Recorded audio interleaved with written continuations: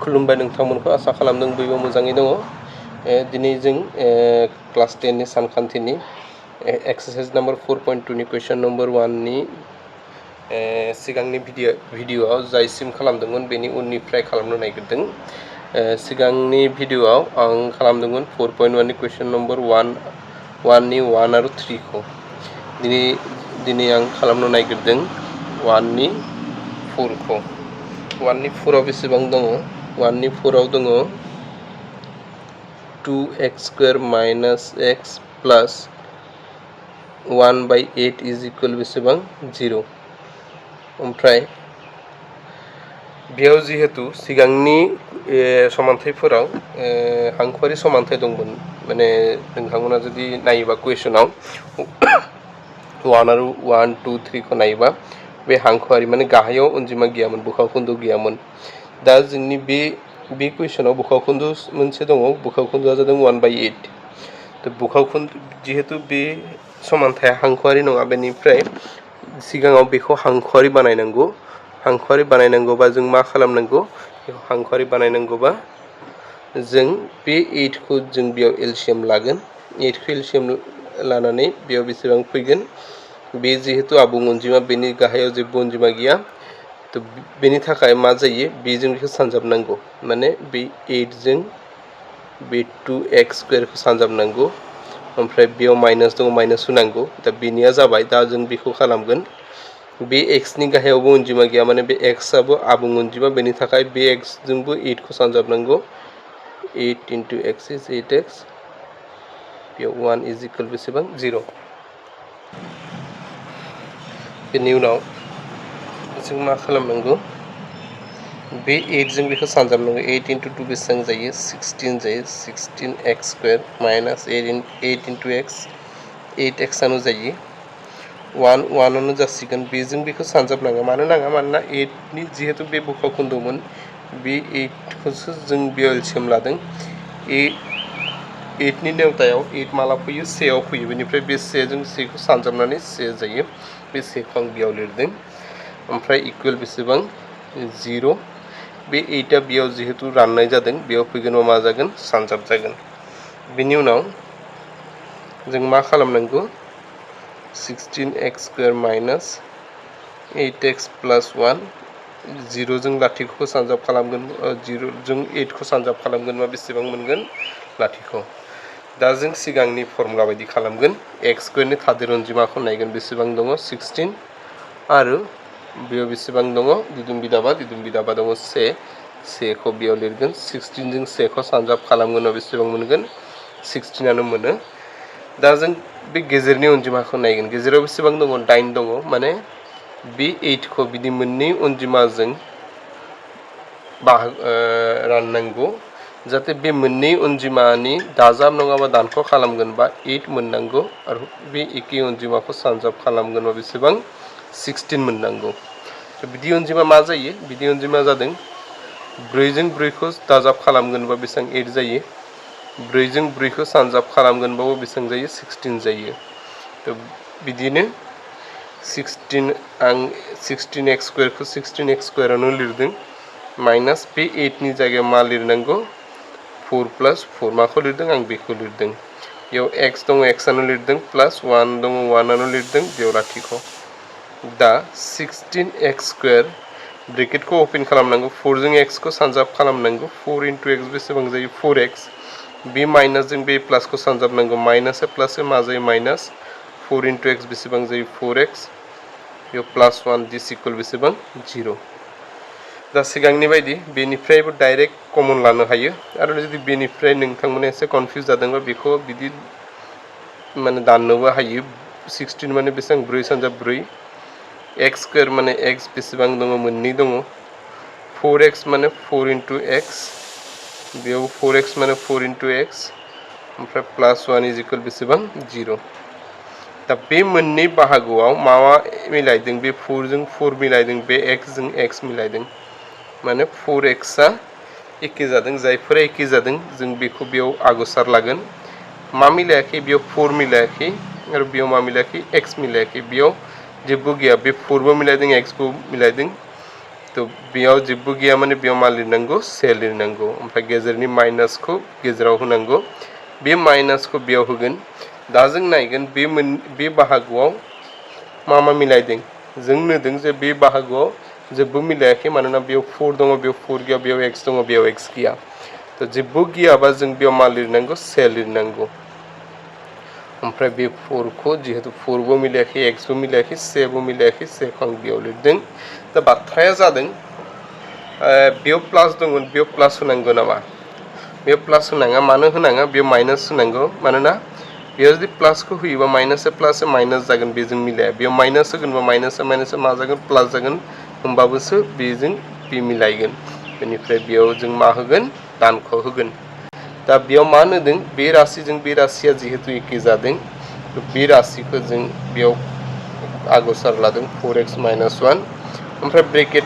होनानै बे 4x ओमफ्राय बे -1 खौ आं बेयाव लिरगोन इज इक्वल बेसेबां 0 दा जों बिनि आयदार अरखौ खालामगोन माने 4x - 1 इज इक्वल 0 माने बेनि माना 0 जागोन आरो नङाबा बेखौ गिबियाव खालामनि 4x खौ आं बेयाव लिरदों -1 आ इक्वलनि बेथिं फैगोनबा मा जागोन +1 जागोन प्लासखौ होनाङा दा x नि मानखौ दिहुननांगौ x इज इक्वल 1 4 जों x जों सानजाब जादों 4 खौ बेथिं लायोबा 4 आ जिहेतु सानजाब जादों बेथिं फैगोनबा मा जागोन राननाय जागोन माने x नि माना बेसेबां मोनदों 1/4 द बे राशिनि थाखाय आरो खालामगोन एबा बे 4x - 1 इक्वल 0 बेयावबो एखे सिगांनि बायदि बे -1 खौ बेथिं लायोबा +1 जागोन 4 जों x जों सानजाब जादों जिहेतु x नि मानखौ दिहुननांगौ तो 4 को बेथिं लायोबा 4 आ जिहेतु बेयाव सानजाब जादों बेथिं फैगोनबा मा जागोन राननाय माने गाहायाव फैगोन तो बेयावबो 1/4 मोनदों बेयावबो 1/4 मोनदों माने x नि माना बेसेबां 1/4 एबा 1/4 बिदिनो बेनि उनाव नेक्स्ट जों नायगोन जिहेतु आं 1 3 4 खौ बानायदों 2 आबो गोरलै 5 आबो गोरलै माने 2 5 आ बिदि माने बे 1 बायदि एखेयानो 6 आबो नोंथांमोना हागोन आं साननाय बायदि 7 आबो हागोन 8 खौ आं खालामनो नागिरदों 8 आव दङ √3 x square plus 10x plus 7√3 equal 0 ओमफ्राय बेयाव मा जायो बे जेहेतु हांखोआरि समानथाय तो बेयाव जेबो माने प्रब्लेम गैया जों सिगांनि फर्मुलाखौ नायगोन माने बे x स्क्वायर नि थादेर अनजिमाखौ नायगोन x स्क्वायर नि थादेर अनजिमाया बेसेबां √3 आरो दिदुम बिदावा बेसेबां 7√3 बेखौ जुदि सानजाब खालामोबा बेसेबां जागोन 7√3 मोननै दङ बेयाव मोनसे मोननै दङ माने बेयाव होल स्क्वायर फैगोन ओमफ्राय 7 स्क्वायर जों रुट केन्सेल जायो बे नोंथांमोना मिथियो तो बेयाव मा फैगोन 3 फैगोन 7 * 3 सानजाब खालामगोनबा बेसेबां जायो 21 बाथ्राया जादों बेजों बेखौ सानजाबनानै बेसेबां मोनदों 21 ओमफ्राय बिदि मोननै अनजिमाखौ जों लानांगौ जायखौ दाजाब नङाबा दानख' खालामगोनबा बेसेबां मोननांगौ 10 मोननांगौ मानोना गेजेराव बेसेबां दङ 10 दङ माने x नि थादेर अनजिमा 10 दङ आरो बे एखे अनजिमाखौ सानजाब खालामगोनबा बेसेबां मोननांगौ 21 मोननांगौ तो बिदि अनजिमा मा जायो 3 + 7 3 जों 7 खौ दाजाब खालामगोन बेसेबां मोनो 10 मोनो 3 जों 7 खौ सानजाब खालामो बेसेबां मोनो 21 मोनो तो जों बेखौ रानगोन गिबियाव जों √3x स्क्वायर खौ आं बेयाव लिरगोन 10 नि जायगायाव 3 + 7 लिरगोन मानोना 3 + 7 10 जायो बेयाव x ओमफ्राय बेयाव 7√3 इक्वल 0 बिदिनो √3x स्क्वायर प्लस 3 जों x खौ सानजाबनांगौ माने बेसेबां जायो 3x 7 जों x खौ सानजाबनांगौ 7x ओमफ्राय 7√3 इज इक्वल बेसेबां 0 दा बेनिफ्राय जुदि नोंथांमोना डाइरेक्ट कमन लानो हायोबा बेनिफ्रायनो कमन लानो हागोन आरो जुदि बेनिफ्राय एसे डिस्टार्ब मोनोबा नोंथांमोना बेनिफ्रायबो खालामनो हागोन जे बे √3 एक्स स्क्वायर माने एक्स मोननै दङ ओमफ्राय बेयाव बेसेबां दङ 3 खौ जों मादि लिरनो हायो √3 * √3 ओमफ्राय x मोनसे मानो लिरदों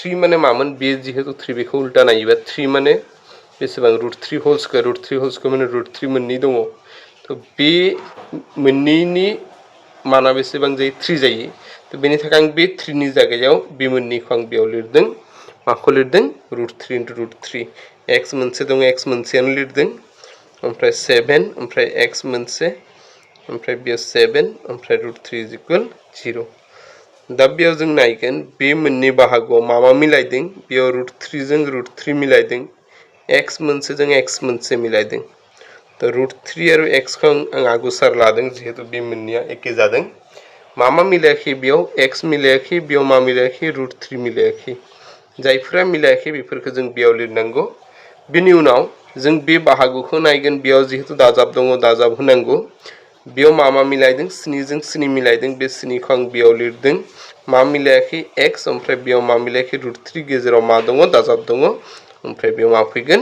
लाथिख' फैगोन दा बेयाव मा नुदों जे बे राशिजों बे राशि एखे जादों माने जोंनि बेसिम गोरोन्थि जायाखै तो गोरोन्थि जायाखैबा जों बेनिफ्राय बेनि आगुसारखौ लागोन x + √3 खौ आं बेयाव लादों लानानै बे √3x आ बेयाव फैगोन ओमफ्राय बे +7 आ बेयाव फैगोन दिस इक्वल बेसेबां 0 दा आइदार x + √3 नि माना 0 जागोन और √3x + 7 नि माना बेसेबां जागोन 0 जागोन मानोना बेयाव सोंथि बायदि बेयाव मा जादों जे बे मोननैनि सानजाबगासैनि माना जिहेतु लाथिख' माने बेनि माना 0 जानांगौ नङाबा बेनि माना 0 जानांगौ नङाबाथ' 0 जाया माने मोननै अनजिमानि सानजाबगासैया जुदि 0 जायो बेनि गेजेराव जायखिजाया मोनसेया नङाबा मोननैयानो लाथिख' जानांगौ मोनसे जायोबाबो जागोन मोननै जायोबाबो जायो तो जिहेतु बेनिफ्राय जों मा खालामनांगौ x नि मानखौ जिहेतु दिहुननांगौ x खौ आं बेयाव लिरदों √3 खौ बेथिं लायोबा प्लासआ मा जायो माइनास जागोन बिदिनो √3x बे 7 आ बेयाव फैगोनबा मा जागोन -7 जागोन ओमफ्राय x नि माना बेसेबां जागोन -7/√3 ओमफ्राय एन्सारा जादों x नि माना बेसेबां -√3 आरो बेयाव -7/√3 तो बिदिनो नोंथांमोना बेखौ खालामनो हागोन तो बेनि उनाव जों माखौ नायगोन बिदि एसे आलादा नुनाय बेयाव आं मोनाखै जिहेतु 7 आ बे 8 खौ आं बानायदों 9 आ 1 आरो 2 आरो 8 बायदि एखे 10 आ 10 आबो एखेयानो 1 बेयाव जिहेतु जास्ट बे फार्स्ट राशिफोरखौ एसे मिलायनांगौ आं बेखौ खालामनो नागिरदों 10 खौ 10 आव मा दङ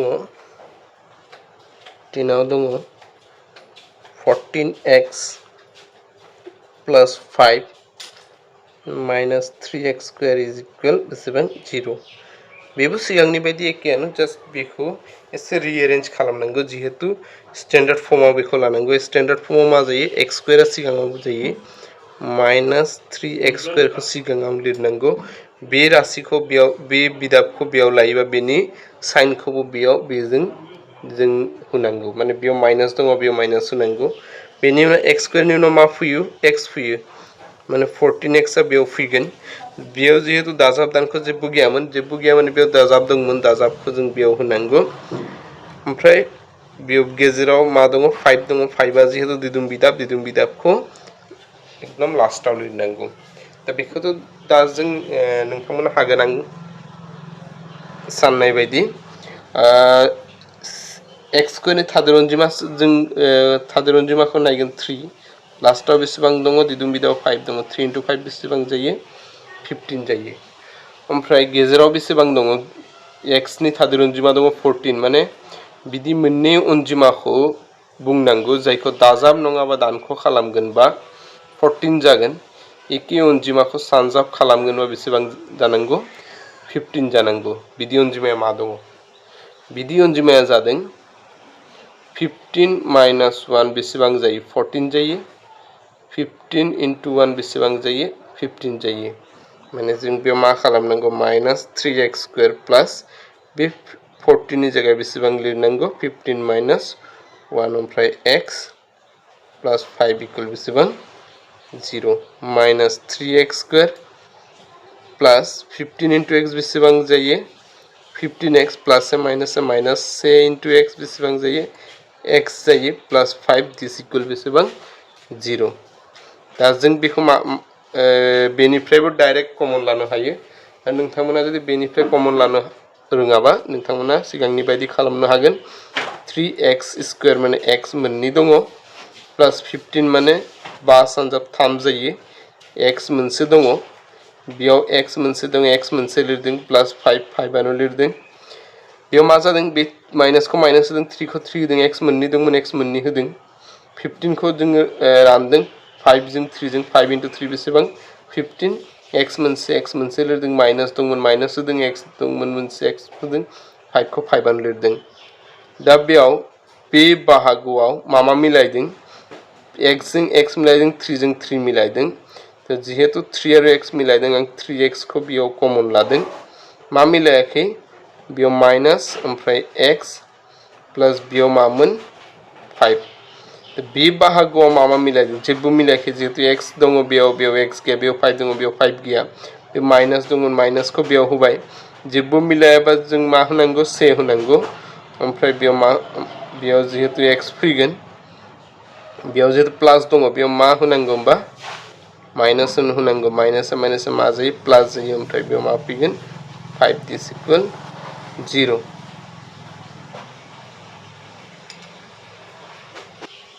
जिहेतु बेयाव बे राशिफोरा मिलायाखै बेखौ जों मिलायनांगौ 3x बेखौ जों बिदिबो लिरनो हायो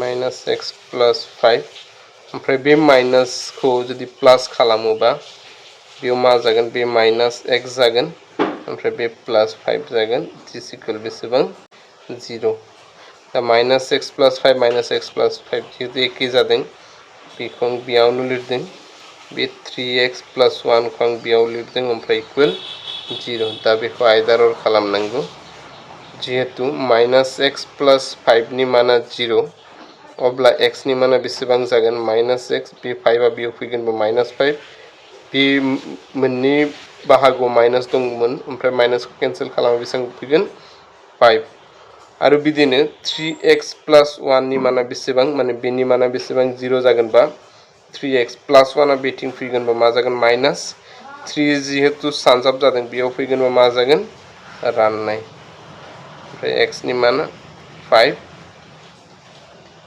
आरो माइनास 1/3 दिनै 1 नि जायफोरा एसे माने नोंथांमोना प्रब्लेम मोननो हागोन बेफोरखौ आं खालामदों नेक्स्ट क्लासाव आं 4.2 नि क्वेश्चन नम्बर 2 आथ' मावदिन्थि 1 आव होनाय जेंनाफोरखौ सुस्रां बेखौ खावसेथ' लेखायानो माने खालामनो होदों तो बेखौ आं खालामा क्वेश्चन नम्बर 3 4 5 6 खौ आं नेक्स्ट क्लासाव खालामनो ट्राइ खालामगोन गोजोन्थों।